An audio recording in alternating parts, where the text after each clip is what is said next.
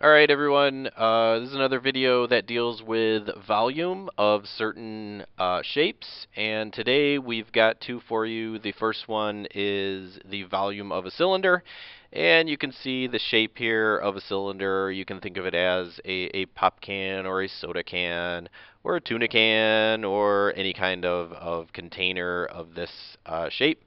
And we also need a formula that goes along with the volume of a cylinder. Okay, so we're going to put that right up here, and that's pretty bad too right there. Let's take that right out of there. But this is, give myself a little more space here. If you remember from before when we did volume, this is the equation for the volume of any cylinder. All right, so remember, this is all the space that's inside this cylinder. All right, so if we were loading this cylinder with say a liquid, it's how much liquid we would fit into this cylinder. Okay, so it's all of the space inside that can. All right, and if you also remember, we mentioned the other day that when you are dealing with equations with the pi symbol in there, we can ask you for exact, or we can ask you for an approximate answer. Okay, so let's do both since they really don't say. We're going to do both exact and approximate. All right, so let's start plugging in numbers here. And they want us to find the volume, so that's what we're looking for. We're going to leave pi in the equation right now, and we're going to come over here and get the radius of the end of the cylinder, and that's a 2, so we plug a 2 into there. And the height they give us is 5.3. And really, that is a major part of the work of this problem, because formulas are great. You just plug in what they give us, plug it into the right variables, and just solve for the one that you don't. All right, so I'm going to bring up my calculator here. I don't quite need it for 2 squared. Of course, that is 4. Okay, but then I have to multiply this 4 by the 5.3. So I'm just going to make sure of myself here. 5.3, and I get a 1.2. Okay, and usually we write that first and we put the pi symbol second. So an exact answer would be 21.2 pi centimeters cubed. Remember, cubed, since we're talking volume here. All right. Now, if I wanted to do exact, then, or I'm sorry, if I wanted to do approximate, I want to take that 21.2. I guess I already had that up there, and multiply it by pi. All right, and that's 66 will go to the 10th. That is 66.6. And again, that is still going to be centimeters cubed. Okay, so easy enough. Again, like we said the other day, if you know the formula, it really isn't tough to do. You just plug in what we give you and solve for what you don't. Okay, so here's exercise 2, and this exercise takes on a different shape. You can see this is a cone, and usually the base, this round part right here, is at the bottom, but we flip this cone upside down.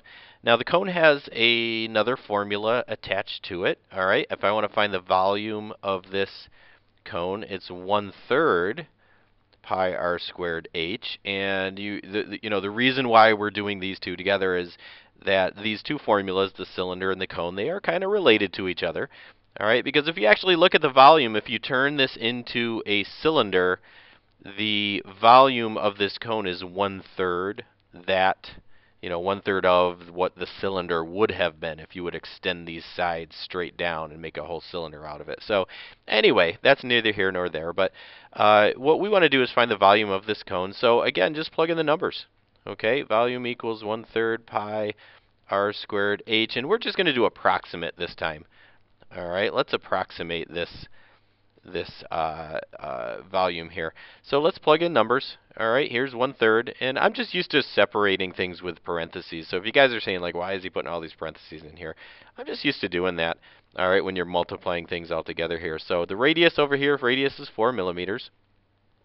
Okay, so I plug in a 4 there. The height of the cone, the height is 9 millimeters, so I'm going to plug in a 9 there. All right, and I'm just going to start doing some math. All I have to do is multiply these all together. If I take 1/3 times 9, I get 3. And then I take 3 times that 4, I get 12. Okay, so far that's 12. And then I use the calculator out, and I'm going to go 12 times pi, and I'm going to go to the nearest tenth, which that's going to round to 37.7. Okay, so it's pretty straightforward. And again, I'm in a volume. You know, I'm getting a volume, so that is going to be millimeters cubed. Okay, so that's my final answer. Again, once you know the formula, if you know this bad boy right here, it's pretty easy.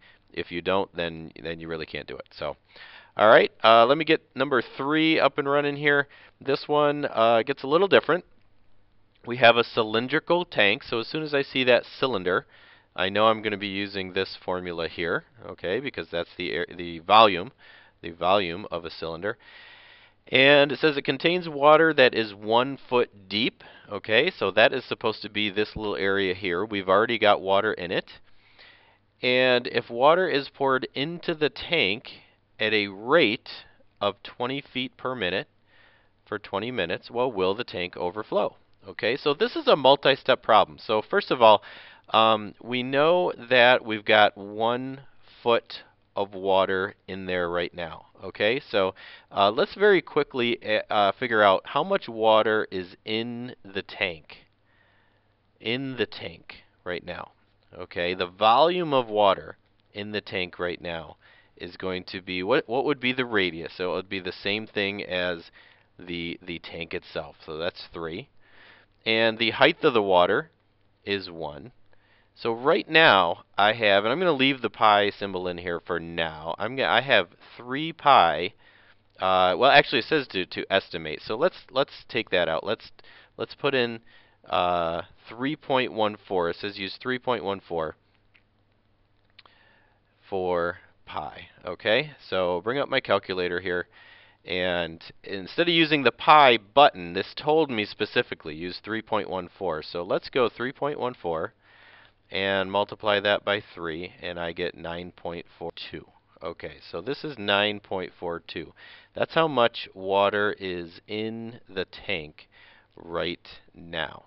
Okay, so I'm going to say it's a foot deep, so I'm going to say feet cubed of water. Okay. So now, how much more can I fit in the tank? All right, how much more can go in the tank? Well, if this is 12 altogether, that means from here down to here, if I already have 1 right here, that would be 11, right? So if I find the volume of what I can fit into the tank, all right, is going to be, let's see, what's going to be the radius is still going to be 3, and the height is going to be 11. So I'm going to do this all once here. I'm just going to take 3 times 11. And I'm going to multiply, and they told me to use 3.14, not that pi button in this case. That's 103.62. Okay, so I can fit that much more can go in. All right, so far we just used the formula. All right, we just used the formula, see how much more we can fit in there and how much water's in there already. Now, here's the tricky part. All right, we're gonna pour this water in at 20 cubic feet per minute. All right, so that is almost like, well, it's not almost like, it's my slope, right? If I came up with an equation for this, it'd be my slope. So let's go back and think of our linear equation, right? Y equals mx plus b, and our slope is going to be 20. And we already have this much in the tank when we start pouring the water in, right? So at time 0, we already have that much in the tank. So that's my y-intercept. Okay, so the question is, if I do this for 20 minutes, okay, how much water am I going to have in the tank? So let's plug a 20 in for the x, in for time. All right, and that's going to give us how much water we're going to have in the tank if we do this for 20 minutes. All right, so let's bring up our calculator. Well, 20 times 20 is 400, right? Oops, let's go back here. 20, let's get rid of all that. 20 times 20 is 400, and I'm going to add in, right, I had 9.42. That's going to be 409.42. Okay, that's how much water, cubic foot of water, that we're going to have if we keep adding at a rate of 20 cubic feet per minute for 20 minutes, plus this is what we already had. Now, would that overflow the tank? Well, let's see. Go back over here. We had this much in the tank to begin with, right? We had this much more that we could fit in there. Oh my gosh, yes, that is going to overflow a lot, because the most we can fit in there, if I add this and this together, what's the most we can fit in there? 3, and that is going to be a 1. The most we can fit in there is 113.04. And if we do this for 20 minutes, right? We do this for 20 minutes, yeah, that's going to overflow quite a bit. Definitely, quite a bit. All right? So, a little different take on using these formulas, all right? Kind of combining what we did previously with these formulas that we're relearning here. Okay? All right, let's go on to number 4. Let me clear the deck here. And we have this kind of shape. You notice this is a cylinder that is inside, or has inside it, a cone. And what we've done is we've carved out this cone. So this is this empty space in here. This is empty. Okay, we do not want what's inside the cone there. We've carved that out. All right, so it says find the volume of the following figure. All right, and they give us some information. Let's label that. The height of the cylinder is 20. Okay, so from here to here is going to be 20 centimeters. Now that's going to be the same as the cone. The cone reaches all the way down. This point reaches all the way down to the bottom of the cylinder. Okay, and the radius of the cylinder is going to be 7.5 centimeters. And that's going to also be the radius of the cone. All right, since we've inverted the cone here, I could put it down here as well, but they're going to be the same. So now this problem is kind of like the shaded area problem from the night before. Is I want to find the volume of the cylinder. Okay. Put volume of the cylinder, and I'm going to subtract away the volume of this cone. Since this cone has been carved out here, I don't want that. I don't want that volume in there. All right, so here's the formula for a cylinder, pi r squared h. And the volume of the cone is 1/3 pi r squared h. So now, again, I just plug in the numbers. Okay, that's going to be equal to the volume of the, I'm just going to put volume of the figure. All right, because I don't really have another way to describe it. Okay, so let's plug in numbers here.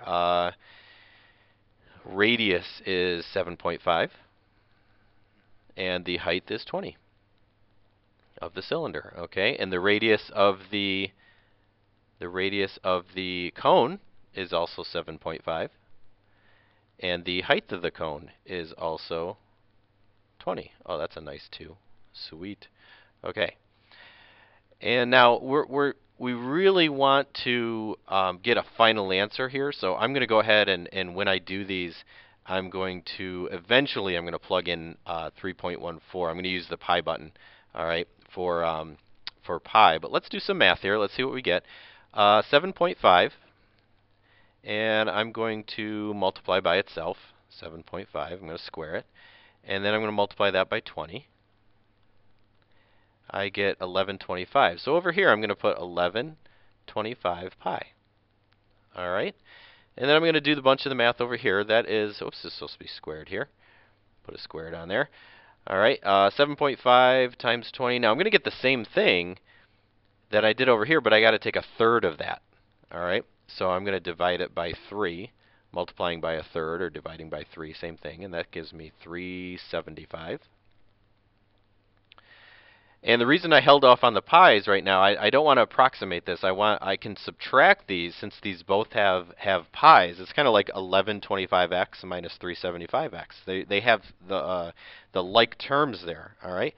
So I'm going to take 1125 and I'm going to subtract 375, and that gives me a 750. All right, and now I'm going to multiply by this pi. I'm going to multiply by pi, and as soon as I do that, it approximates it, but it gets pretty close. All right, so that's 2,356.2. 2356.2. And what are we in? We're in centimeters, and we're figuring out a volume, so that is cubed. All right, so there you have it. Okay, just another iteration or another version or another example of how we can use those formulas. All right, so here it is. We're all done. I hope you enjoyed it. So have a good evening. Thanks for watching. We'll see you later.